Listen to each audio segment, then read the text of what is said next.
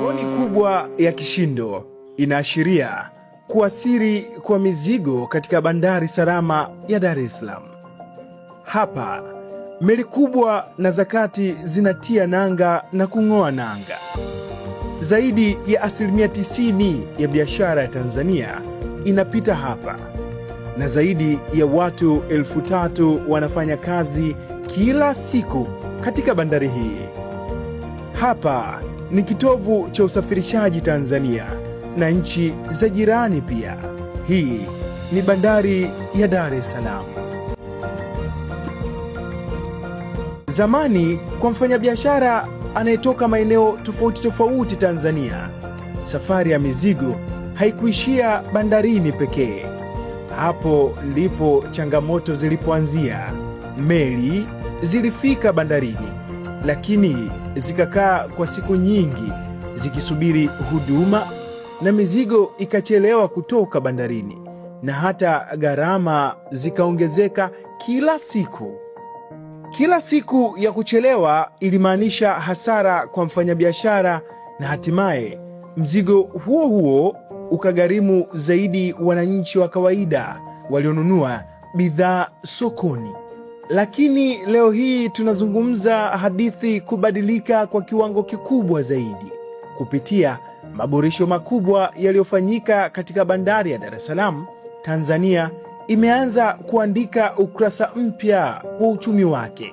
Uwekezaji wa zaidi ya dola milioni 421 sawa na takribani trilioni 1.1 umewekezwa kuboresha miundombinu ya bandari, kuongeza kina cha maji hadi kufikia takriban mita 14.5, pamoja na kuimarisha magati na mifumo ya kisasa ya upokeaji na usafirishaji wa mizigo.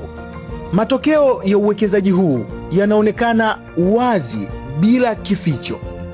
Muda wa meli kukaa bandarini umepungua kutoka takriban siku 5 au zaidi hapo awali hadi wastani wa siku 2 hadi 3 tu kwa sasa.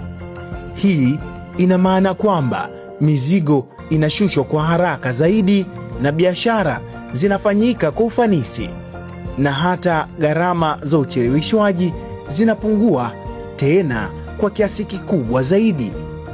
Kwa upande wa uwezo, bandari hii sasa ina uwezo wa kupokea meli kubwa za mizigo na kuhudumia tani zaidi ya milioni 20 za mizigo kwa mwaka, pamoja na zaidi ya makontena milioni 1.2 kwa mwaka mzima. Hii ni hatua kubwa inayoiweka nchi ya Tanzania katika nafasi ya ushindani na bandari nyingine kubwa katika ukanda wa Afrika ya Mashariki. Mafanikio haya tuliyoyapata leo yanaonyesha kwamba Mamlaka ya Bandari Tanzania imejiandaa kutoa huduma, kuhudumia meli kubwa, kuitia bandari ya Dar es Salaam kwenye ushindani wa kibiashara wa kibandari. Wakati tunaingiza hii meli, kapteni wa meli alionyesha furaha kubwa sana, kwa sababu alisifu hii kii yetu. Alisema kii iko vizuri, fenda ziko vizuri, mlango wa kuingilia uko vizuri. Kwa hiyo hizo ni juhudi ambazo tunatakiwa tuipongeze serikali na tuipongeze management ya TPA.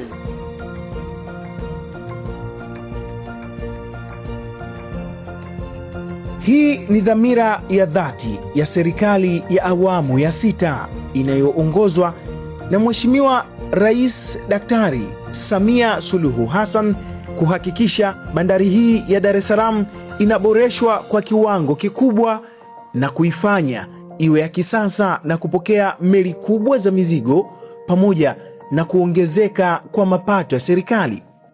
Kwa makadirio ya hivi karibuni, kupitia Mamlaka ya Bandari Tanzania hukusanya zaidi ya trilioni 1 kila mwaka. Mapato haya yanachangia kwa kiasi kikubwa katika kugharamia huduma muhimu za kijamii kama afya, elimu na maendeleo ya miundombinu kadha wa kadhalika.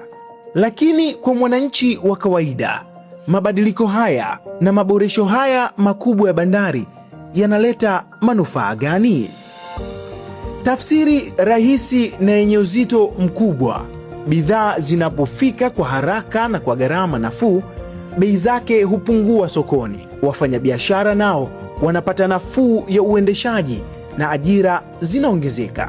Maboresho ya bandari si tu mafanikio ya kiufundi, bali ni mafanikio yanayoonekana moja kwa moja katika maisha ya kila siku ya mwananchi wa kawaida kabisa wa Tanzania. Nyuma ya mafanikio haya ya kutekeleza miradi ya kimkakati, kuna dhamira ya uongozi wa Mheshimiwa Rais Daktari Samia Suluhu Hassan, ambaye serikali yake imeweka mkazo mkubwa katika uwekezaji wa miundombinu ya kimkakati ili kufungua uchumi wa taifa. Bandari hii sio sehemu tu ya kupokea na kusafirisha mizigo pekee, bali ni injini ya uchumi wa taifa.